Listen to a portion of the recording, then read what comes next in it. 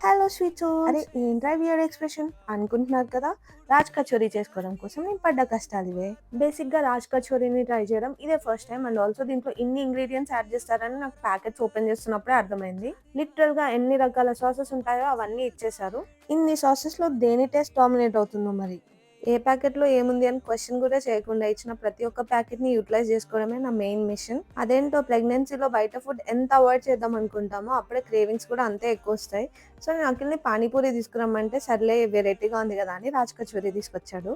Basic గా దీంట్లో aloo stuff తో పాటు tomato sauce, chilli sauce, tamarind sauce and sev and ఏదో masala powder plus sweet and curd use చేశారు. ఇలాంటి ఐటమ్స్ ఏవైనా పార్సల్ తెచ్చుకోవడం కంటే అక్కడే తినేయడం బెటర్, ఎందుకంటే ఇది చాలా మెస్సీ అనిపించింది ప్రాసెస్. చేయడం వరకు ఒక ఎత్తు అయితే తినడం కూడా నాకు సరిగా రాలేదు. లాస్ట్‌కి స్పూన్‌తో తినేసాను. టేస్ట్ అయితే చాలా చాలా నచ్చింది. మీరెప్పుడైనా ఈ ఐటెమ్‌ని ట్రై చేసుంటే కింద కామెంట్స్‌లో చెప్పండి. See you in my next vlog. By.